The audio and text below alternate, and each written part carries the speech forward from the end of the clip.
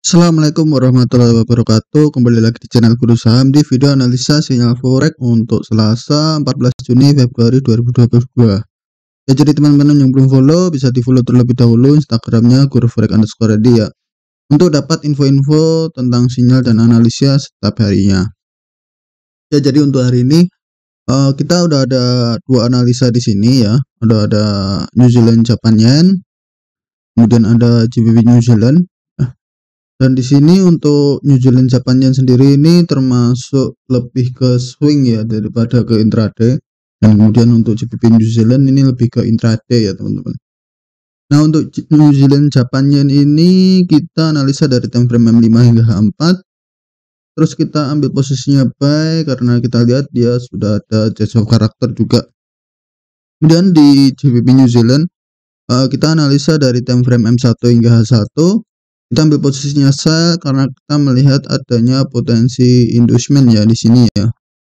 Nah, jadi di sini untuk New Zealand Japan Yen kita pay limit di 81.708, kemudian stop loss di 81.081 ya.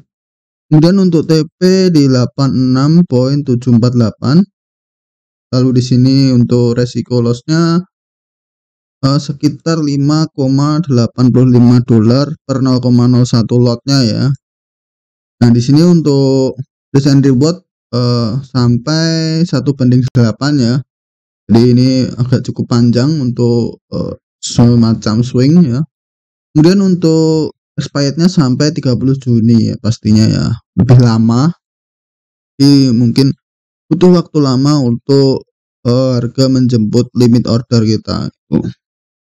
Dan di sini untuk GBP New Zealand, di GBP New Zealand sendiri kita sell limit di 1.95271, dan stop loss di 1.95561, lalu TP-nya di 1.92727.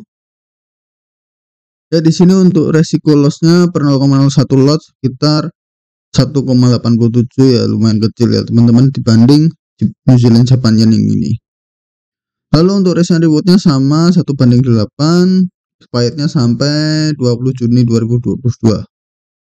Ya, jadi seperti biasa selalu gunakan resiko 1% ya teman-teman ya. Jadi kalau yang ini dirasa resikonya terlalu besar bisa pakai akun Sen ya teman-teman. Jadi agar saldo di bawah 500 dolar kita bisa tetap posisinya itu resikonya tetap 1% ya teman-teman.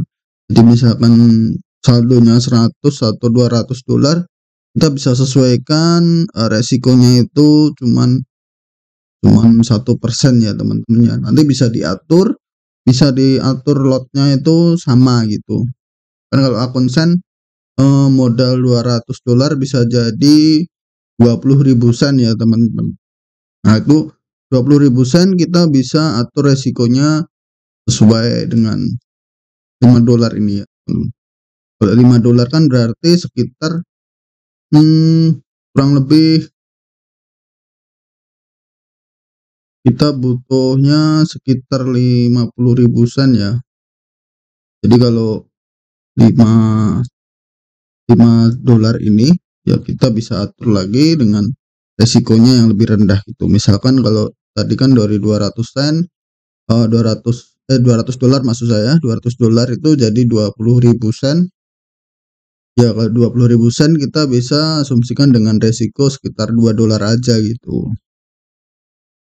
Atau sekitar 2.000 sen gitu. Nah, 2.000 sen tinggal dibagi 5 dolar ini. Nah, 2.000 dibagi 5 nanti ketemu lotnya gitu. Nah, kurang lebih seperti itu ya untuk pengaplikasian akun Sen. Jadi akun Sen itu ada fungsinya seperti itu. Nah, kemudian kita bisa lakukan partial profit taking ketika harga sudah menyentuh risk and reward 1:2 ya. Jadi di sini kan risk and rewardnya 1:8. Risk and reward 1:2 itu jadi ininya sudah 2 kali lipat ya dari resikonya. Jadi teman-teman ketika sudah meresikokan misalkan resikonya 5 dolar ya, kita seenggaknya udah profit plus 10 dolar ya. Nah, itu kita bisa ambil TP parsial gitu. untuk mengamankan sebagian keuntungan kita pastinya. Kemudian untuk mengurangi resiko sekaligus kita bisa pindahin stop loss ini ya. Stop loss ini kita adjust, kita pindahin ke entry ya teman-teman. Jadi biar biar kita nggak rugi gitu kalau ketika sudah profit, sudah running profit, terus harga berbalik arah, dia tidak mengakibatkan kita kerugian gitu. Karena ketika balik arah dan menyentuh stop loss plus, kita sudah nggak rugi apapun gitu. Oke, kurang lebih seperti itu ya untuk penjelasannya. Untuk swap, untuk analisanya bisa swap kanan aja di sini ya. Di sini ada New Zealand Japan Yen di time frame daily.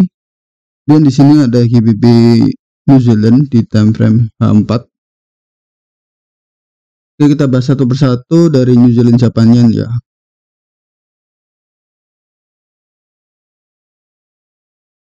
Nah, di sini sudah ada New Zealand Japan Yen ya teman-teman. Ini di time frame H4.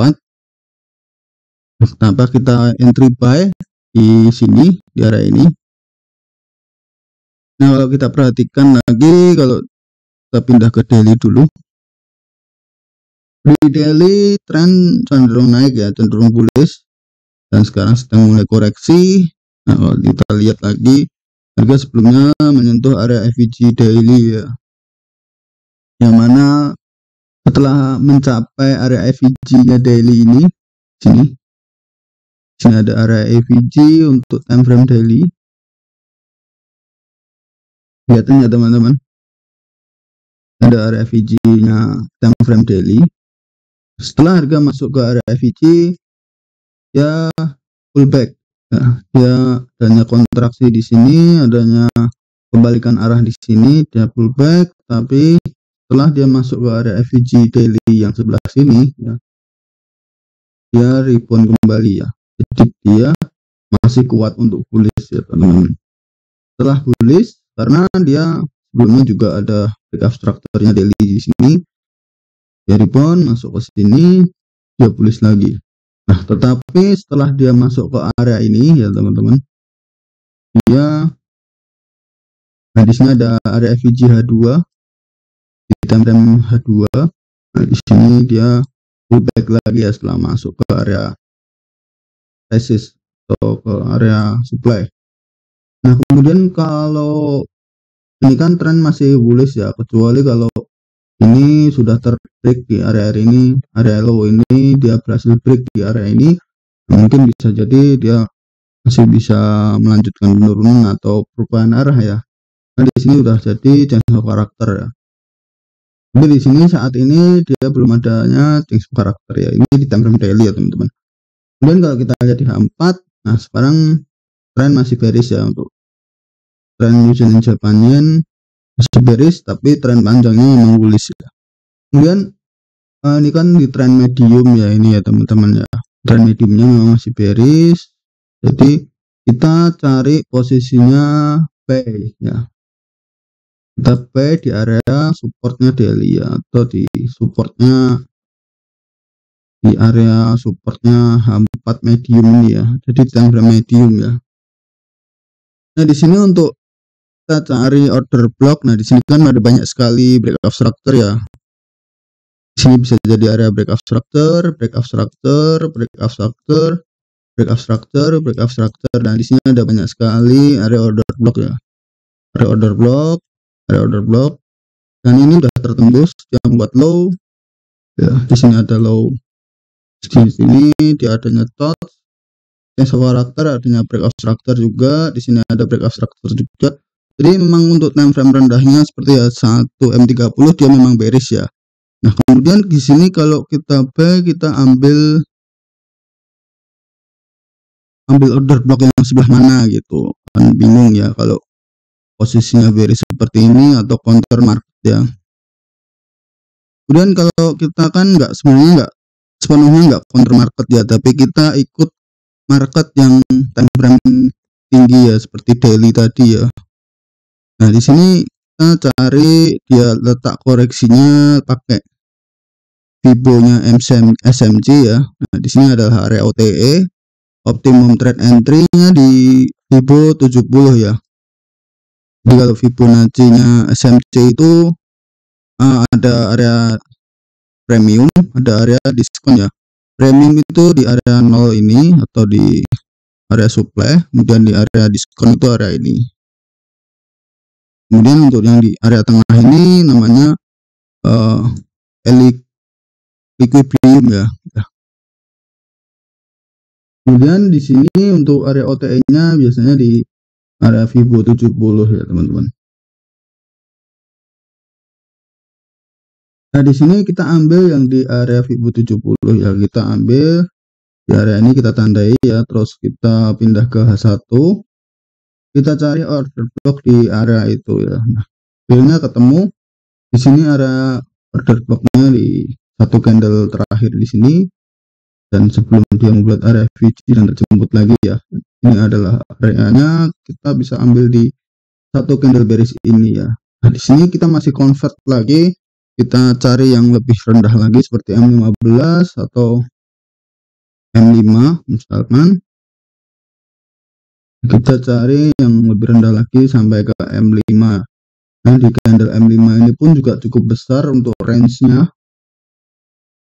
Ini adalah candle terakhir, candle bearish terakhir sekaligus candle bearish terakhir sebelum breakout structure ya. Di sini adalah suatu candle yang kita pakai untuk entry ya, candle bearish di M5 ini, yang ekornya sama-sama panjang di antara keduanya. Di sini untuk range sama 2 kali ukuran candle ya, untuk jarak antara pay dan stop loss-nya.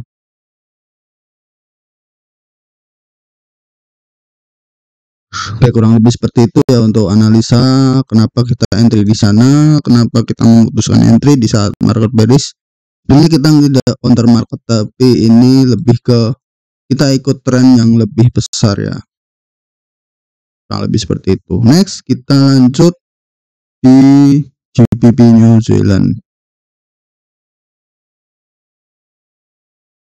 Nah, untuk GBP New Zealand ini sebenarnya kalau kita lihat di time frame lebih tinggi seperti H4 atau daily dulu ya.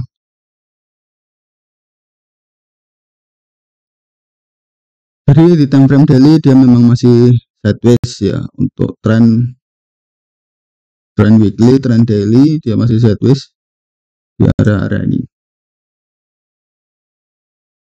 Jadi tidak ada kecenderungan harga yang lebih pasti ya, atau harga tidak bergerak kemana-mana. Kemudian kalau kita seperti ini sebenarnya enak ya, kalau market sideways gini, di market besarnya itu sideways gitu, jadi kita bisa ambil time frame sampai sekecil-kecilnya ya. Kita pindah ke H4. Di H4 ya bearish ya.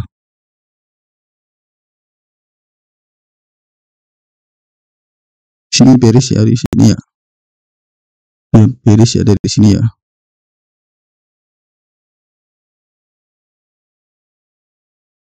Jelas bearish ya teman-teman ya.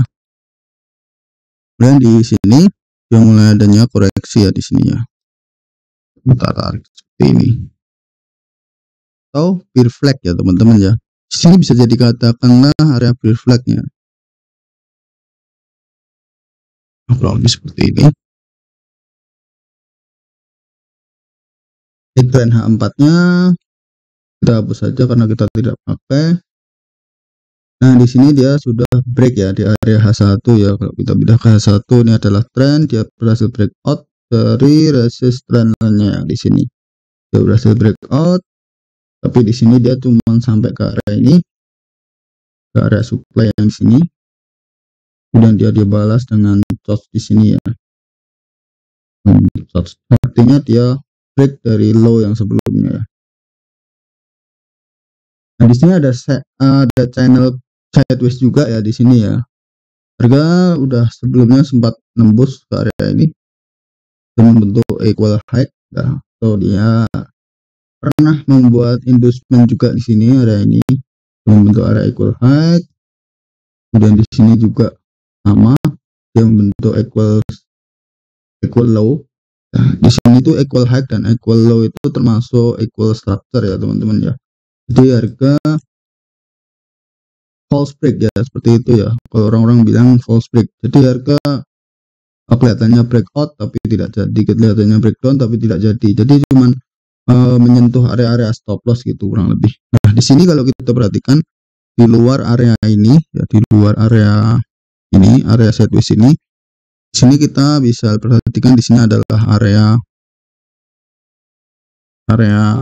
supply ya. Area bullish terakhir sebelum dia breakout structure. Kemungkinan harga akan kembali lagi ke area ini. Ditambah di sini ada areanya FEG ya teman-teman. Enggak, kita pindah ke 30 dulu. Nah, di sini kelihatan jelas ya teman-teman. Di sini ada area FEG banyak sekali di sini. Sini bisa jadi ada FEG M30 yang belum tersentuh. Kita tandai dulu.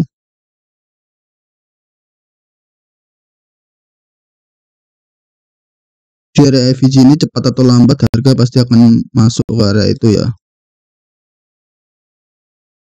Kemudian kita pakai satu candle yang di sini ya teman-teman untuk kita entry.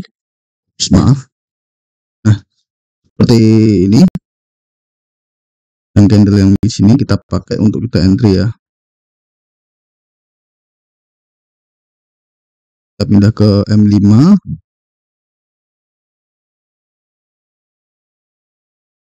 Nah, untuk range-nya kita pakai yang di M30, lalu untuk entry kita pakai yang di M5 ya teman-teman ya.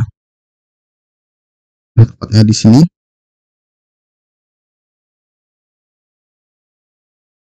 Tinggal kita tarik garis tepat sekali pas buat area kita entry ya.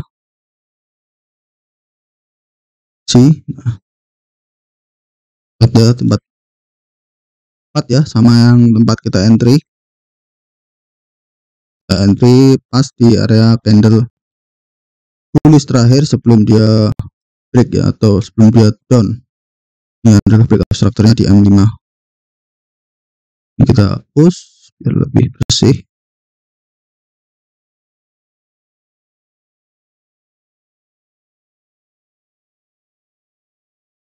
Kemudian kalau kita tarik, kita cari letak OTE-nya dari atas ini sampai ke area low. Ini juga masih berada di area OTE ya teman-teman ya. Jadi di area supply ini masih masuk ke area OTE ya. Nah, satu candle ini. Jadi begitu ya teman-teman. Kenapa kita entry di situ? Kenapa kita tidak entry di sini? Kenapa kita tidak entry di sini? Dan kenapa kita tidak entry di FEG ya? Nah, karena kita cari yang area yang lebih aman, yang probabilitasnya lebih bagus gitu untuk risk and rewardnya juga. Risk and reward untuk TP kita bisa sampai ke FEG M30. Di sini ada area FEG juga. Kalau kita ambil time frame M30, kita bisa cek TP di sana. Nah, di sini ada area FEG M30 juga. Kelihatan ya teman-teman ya. Ini adalah area FEG. Walaupun sebelumnya sempat tersentuh sekali, tapi tidak terisi full. Ya.